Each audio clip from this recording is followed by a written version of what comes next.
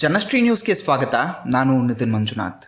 ಯಲಬುರ್ಗಾದಲ್ಲಿ ಉಚಿತ ಶಿಕ್ಷಣ ನೀಡುವ ಹೆಸರಲ್ಲಿ ಬಡವರಿಂದ ಹಣ ವಸೂಲಿ ಮಾಡಲಾಗ್ತಾ ಇದೆ ಅನ್ನುವಂತಹ ಗಂಭೀರ ಆರೋಪ ಸಿದ್ದರಾಮೇಶ್ವರ ಸ್ವಾಮೀಜಿ ಅವರ ವಿರುದ್ಧ ಸಾರ್ವಜನಿಕರು ಆಕ್ರೋಶ ವ್ಯಕ್ತಪಡಿಸಿದ್ದಾರೆ. ಸಿದ್ದರಾಮೇಶ್ವರ ಶಿಕ್ಷಣ ಸಂಸ್ಥೆಯಲ್ಲಿ ಸರ್ಕಾರದ ಆದೇಶದಂತೆ ಉಚಿತವಾಗಿ ಪಠ್ಯಪುಸ್ತಕಗಳು ಹಾಗೂ ಪರೀಕ್ಷಾ ಶುಲ್ಕವನ್ನು ನೀಡಬೇಕಾಗಿದ್ದರೂ ಕೂಡ ವಿದ್ಯಾರ್ಥಿಗಳಿಂದ ಸುಮಾರು 4,000 ರೂಪಾಯಿ ಶಾಲಾ ಶುಲ್ಕ ವಸೂಲಿ ಮಾಡಲಾಗ್ತಾ ಇದೆ ಎಂದು ಆರೋಪಿಸಲಾಗಿದೆ. ಫ್ರೀಯಾಗಿ ಕೊಡ್ತೀವಿ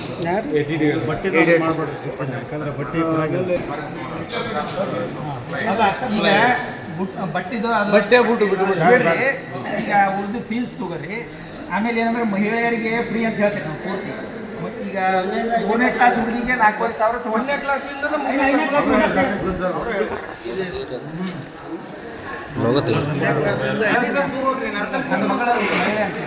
ಸರ್, ನನ್ನ ಮಗಳು ಮಹಿಳೆ ಈಗ 3ನೇ ಕ್ಲಾಸ್ ಓದ್ತಾ ಇದ್ದಾಳೆ ಸಿದ್ದರಾಮೇಶ್ವರ ಸ್ಕೂಲಲ್ಲಿ. ಈಗ ಅವರು 4,500 ರೂಪಾಯಿ ಫೀಸ್ ತೊಗೊತಾ ಇದ್ದಾರೆ. ಗೌರ್ಮೆಂಟಿಂದ ಆದೇಶ ಏನೈತಿ, ಹೆಣ್ಣು ಮಕ್ಕಳಿಗೆ 1 to 10th ವರೆಗೂ ಫ್ರೀ ಇದೆ. 1 to 10th ವರೆಗೂ ಫ್ರೀ ಇದೆ. ಮತ್ತು 4,500 ರೂಪಾಯಿ ತೊಗೊಂತಾರ. ಮತ್ತು ಅದನ್ನ ಸ್ವಲ್ಪ ಕಟ್ಟೋದು ವಿಳಂಬ ಅಂತಂದ್ರೆ ಪರೀಕ್ಷೆ ಕುಂಸೋದಿಲ್ಲ ಅಂತಂದು ಮಾನಸಿಕವಾಗಿ ಹುಡುಗರಿಗೆ ಭಾಳ ಇದನ್ನ ಮಾಡಿ ಕಳಿಸ್ತಾರೆ ಸರ್ ನಮಗೆ. ಹಂಗಾಗಿ ನಾವು ಹೋದ ವರ್ಷನೂ ಕಟ್ಟಿದ್ದೀವಿ.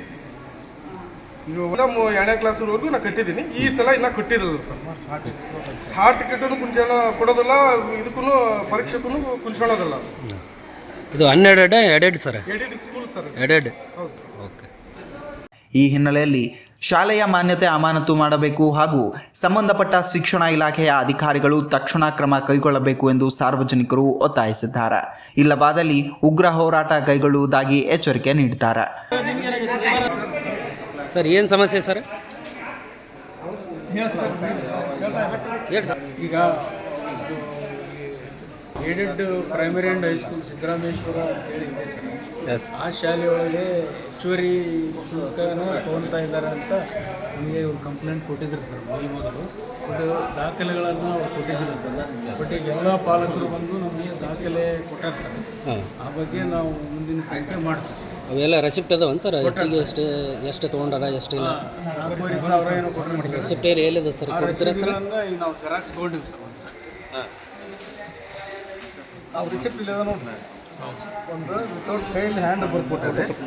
ಪತ್ರಿಕಾಗೋಷ್ಠಿಯಲ್ಲಿ ಶಿಗ್ಲಿ ಬಸ್ಯಾ ಅವರು ಮಾತನಾಡಿ, ಬಡ ಕುಟುಂಬಗಳ ಮಕ್ಕಳಿಗೆ ಉಚಿತ ಶಿಕ್ಷಣದ ಹೆಸರಲ್ಲಿ ಹಣ ವಸೂಲಿ ಮಾಡುತ್ತಿರುವುದು ಸರ್ಕಾರದ ನಿಯಮಗಳಿಗೆ ವಿರುದ್ಧವಾಗಿವೆ ಎಂದು ಹೇಳಿದ್ದಾರೆ. ಇದೇ ವೇಳೆ ಶ್ರೀಕಾಂತ್ ನರೇಗಲ್, ಶೇಖಪ್ಪ ಚೆಟ್ಟಿ, ಮಂಜುನಾಥ ಹೊಸಮನಿ, ಕಲ್ಲಪ್ಪ ಹೊಸಮನಿ ಸೇರಿದಂತೆ ಹಲವರು ಉಪಸ್ಥಿತರಿದ್ದರು. ಶಿಕ್ಷಣ ಗ್ರಾಮದ ಶಿಗ್ಲಿ ಬಸ್ಯಾ ನಾನು.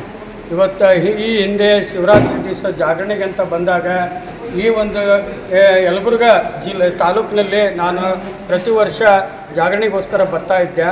ಒಂದು ದಿನ ನಾನು ಯಲಬುರ್ಗಕ್ಕೆ ಬಂದಾಗ ಬಹಿರಂಗ ಸಭಾ ಆಚರಣೆ ಹಾಕೊಂಡಿದ್ರು. ಅಲ್ಲಿ ಏನು ನಡೀತೈತಿ ಅಂತಂದು ನಾನು ಕೇಳಲಿಕ್ಕೆ ಹೋದಾಗ ಅಲ್ಲಿ ಒಂದು ಶಿಕ್ಷಣದ ಬಗ್ಗೆ ಮತ್ತು ಮಠದ ಬಗ್ಗೆ ಮತ್ತು ಮಠದ ಉಸ್ತುವಾರಿ ಸ್ವಾಮೀಜಿಗಳ ಬಗ್ಗೆ ವಿರುದ್ಧ ಮತ್ತು ಅಲ್ಲಿ ದಪ್ಪನ್ ಮಾಡೋ ಅವ್ರ ಸಮಾಜಕ್ಕೆ ದಪ್ಪನ್ ಮಾಡೋ ರುದ್ರಭೂಮಿಗೂ ದುಡ್ಡು ಕೇಳ್ತಾರೆ ಅಂದಾಗ ಇವತ್ತು ಯಾವ ವ್ಯವಸ್ಥೆ ಇಲ್ಲದಂಥ ವ್ಯವಸ್ಥೆ ಒಳಗಡೆ ಇವತ್ತು ದುಡ್ಡಿನ ಒಂದು ಲಂಚಕೋರ ವ್ಯವಹಾರ ನಡೆದೈತಿ, ಭ್ರಷ್ಟಾಚಾರ ನಡೆದೈತಿ. ಮತ್ತು ಮಠದ ಆಸ್ತಿ ಸುಮಾರು 500 ಎಕರೆ 600 ಎಕರೆ ಜಮೀನಿದ್ದಂಥ ಆಸ್ತಿ ಇವತ್ತು ಅದು ಯಾವ ಲೆಕ್ಕಕ್ಕೆ ಹೋಗೈತಿ ಅನ್ನೋದ್ರ ಬಗ್ಗೆ ಅದನ್ನು ನಮಗೆ ಸಂಕ್ಷಿಪ್ತವಾಗಿ ಲೆಕ್ಕ ಕೊಟ್ಟರೆ ಮಾತ್ರ ಹೋರಾಟ ನಿಲ್ಲಿಸ್ತೇವೆ. ಇಲ್ಲಾಂದರೆ ಅತಿ ಶೀಘ್ರದಲ್ಲೇ ಟವರ್ ಹತ್ತಿ ಅದನ್ನು ಹೋರಾಟ ಮಾಡಿ ಈ ಜಗತ್ತಿಗೆ ಈ ಒಂದು ಹಗರಣದ ಬಗ್ಗೆ ಬೆಳಕಿ ತರಬೇಕನ್ನೋದು ನನ್ನ ಆಸೆ ಸರ್. ಜೈ ಹಿಂದ್, ಜೈ ಕರ್ನಾಟಕ, ಜೈ ಕನ್ನಡ, ಜೈ ಶ್ರೀರಾಮ್, ಜೈ ಹಿಂದ್. ಇದೇ ರೀತಿಯ ನಿರಂತರ ಅಪ್ಡೇಟ್ಗಳಿಗಾಗಿ ನೋಡ್ತಾ ಇರಿ ಜನಶ್ರೀ ನ್ಯೂಸ್.